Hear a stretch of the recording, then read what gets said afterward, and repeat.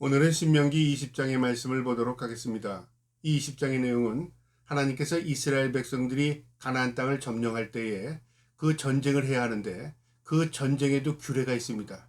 적들을 어떻게 처리하고 또 적이 항복할 때는 어떻게 하고 하는 하나님의 룰대로 이스라엘 백성들에게 그 규례를 정하는데요. 오늘 이 말씀을 통해서 하나님의 공의가 무엇이며 또 우리가 하나님의 군사로서 어떻게 살아야 하는가를 말씀을 통해서 깨달을 수 있기를 주님의 이름으로 축복합니다. 신명기 20장 1절에 내가 나가서 적군과 싸우려 할 때에 말과 병거와 백성이 너무나 많음을 볼지라도 그들을 두려워하지 말라. 애굽 땅에서 너를 인도하여 내신 내 하나님 여호와께서 너와 함께 하시느니라. 먼저 하나님께서요 그들에게 이렇게 말씀하시는 겁니다. 어떠한 상황에도 두려워하지 말라 그 말이죠. 적군들이 말이 많고 무기가 많고 군사들이 많을지라도 너희는 그것 보고 위축되거나 두려워하지 말고 너희를 애굽에서 이끌어내신 그 능력의 하나님이 너희와 함께 하심을 믿고 너희가 믿음 가지고 싸우라 그 말이죠.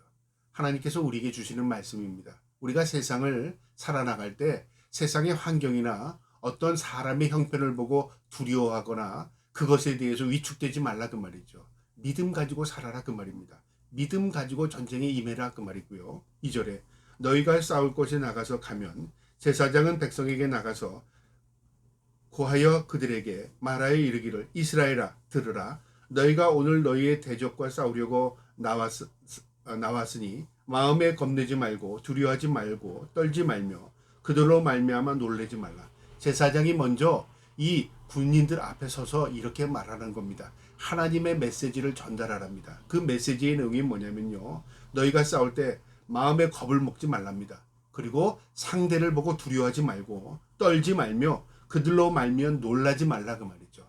어떠한 상황 가운데서도 처지와 형편을 헤아리고 비교하면서 너희의 처지가 어떻다 그것으로 너희가 두려워하지 말라 그 말이죠.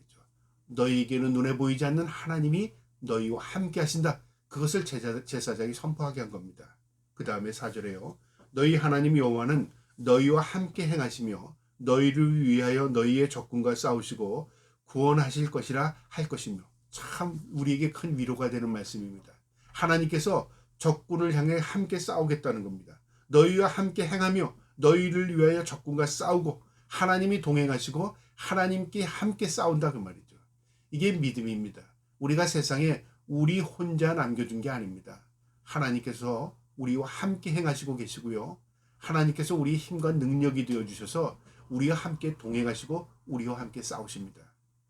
이게 하나님의 약속입니다. 그러니까 뭐라고요? 두려워하지 말라 그 말입니다. 5절에요. 책임자들은 그러니까 리더자들은 백성에게 말하여 이르기를 새 집을 건축하고 낙성식을 행하지 못할 자가 있느냐?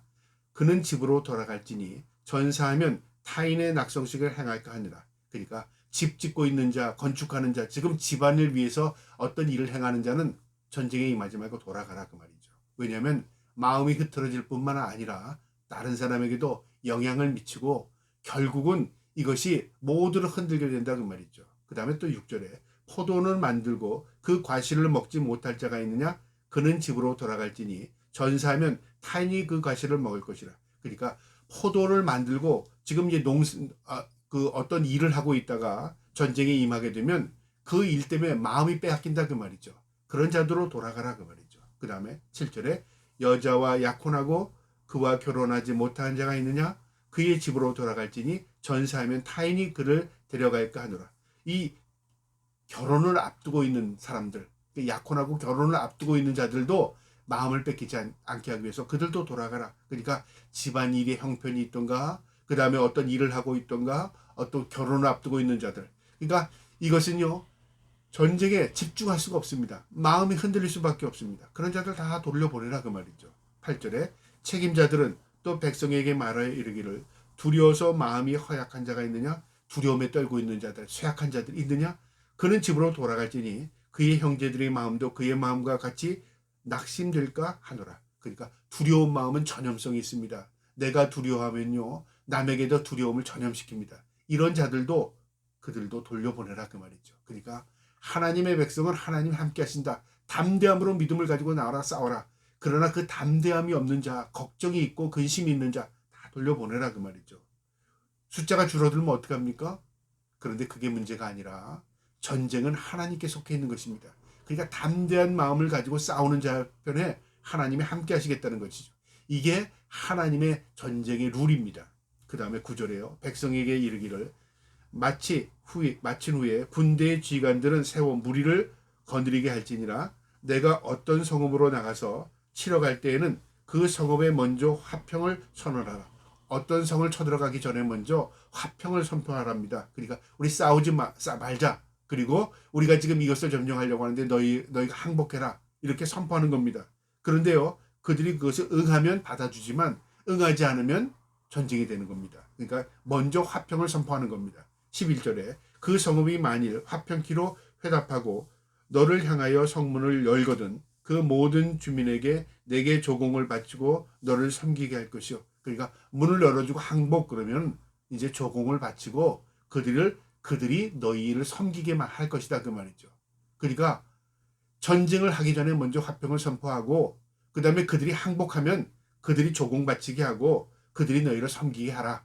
그게 하나님의 룰입니다. 12절에 만일 너와 화평키를 거부하고 너를 대적하여 싸우려 하거든 너는 그 성읍을 에워쌀 것이며 내 하나님 여호와께서 그 성읍에 내 손을 넘기시거든 너는 칼로 그의 안에 남자를 다 쳐 죽이고 그러니까 그들이 항복하지 않고요 대항하면은 전쟁이 시작되는데요. 그 전쟁을 하나님께서 너에게 넘겨주면 너희를 승리케 하면 그 말이죠.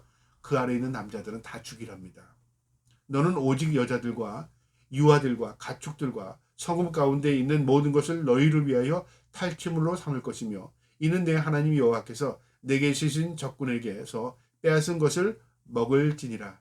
그 다음에 나머지 여인들과 유아들, 가축들 모든 것은 다 탈취물로 여기고 너희가 취하라 그 말이죠. 어떻게 보면 인간들이 보이는 잔인한 모습을 보여주는 것 같지 않습니까? 고대의 전쟁은요. 하나님의 명령으로 하나님께서 전쟁을 수행하시는 분이셨습니다. 그러니까 무엇을 의미하냐면요. 하나님의 백성들의 거룩과 정결을 보존하기 위해서 하나님께서 이방인들을 이렇게 했다 그 말이죠.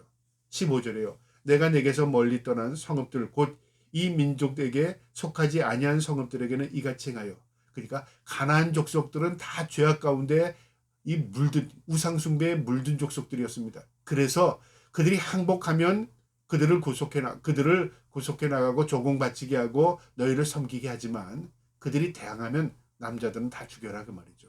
그 땅을 정결케 하기 위한 것이었습니다. 그러나 멀리 있는 자들, 가나안 땅 외곽에 있는 자들은 이렇게 하랍니다.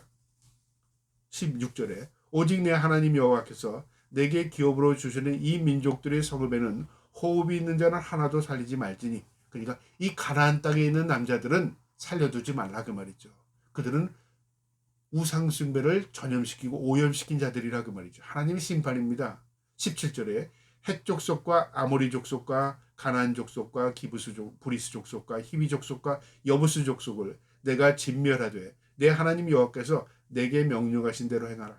그러니까 가나안 7 족속들은 다 우상 숭배로 물든 하나님 앞에 패역한 족속들이었습니다. 그래서 하나님께서 그들을 다 내쫓고 남자들을 다 전쟁을 통해서 죽게 했다 그 말입니다.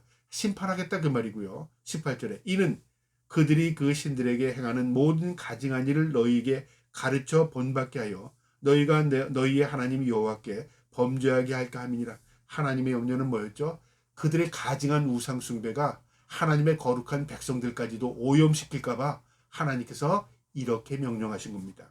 19절에 너희가 어떤 성읍을 오랫동안 에워싸고 그 성읍을 쳐서 점령하려고 할 때에도 도끼를 들어 그곳의 나무를 찍어내지 말라. 이는 너희가 먹을 것이 될 것임이니 찍지 말라. 그들의 수목이 사람이냐 너희가 어찌 그것을 에워싸겠느냐.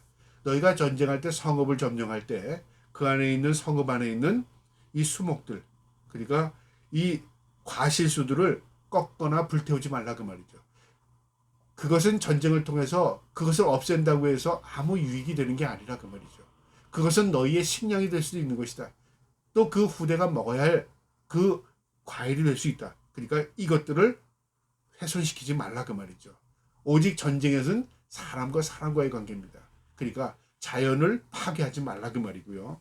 20절에 다만 과목이 아닌 수목은 찍어내어 너희가 싸우는 그 성읍을 치는 기구를 만들어 그 성읍을 함락시킬 때까지 쓸지니라. 그러니까 과목, 과실수는 그대로 보존하고 수목, 나무들은 너희가 무기를 만들거나 어떤 기구를 만들거나 어떤 도구를 만들어서 사용할 수 있다. 언제까지? 함락시킬 때까지. 그러니까 하나님께서 범위를 정해주는 겁니다. 아무리 너희가 전쟁일지라도 하나님이 만든 피조물 가운데 이 과목들은 보존해라. 수목들은 어디까지만 사용해라. 그것을 하나님께서 전쟁 가운데서도 하나님께서 이스라엘 백성들에게 규례로 정해주신 겁니다. 이것을 우리에게 주는 교훈이 큽니다. 우리가 어떤 것을요, 우리가 취할 때에 모든 것을 다 짓밟는 거 하나님 기뻐하지 않습니다. 전쟁은 하나님께 속해 있습니다. 그러니 하나님의 말씀 안에서 행할 때 우리도 하나님의 은혜를 입지만 또 적국도 그 일들을 통해서 살아계신 하나님을 발견하게 되는 것입니다. 오늘 이 말씀을 마음에 두시고요. 하나님께서 무엇을 기뻐하시는가? 우리가 하나님의 군사로서 어떻게 살아가는가? 이 말씀을 통해서 깨닫는 저와 여러분 되기를 주님의 이름으로 축복합니다. 아멘.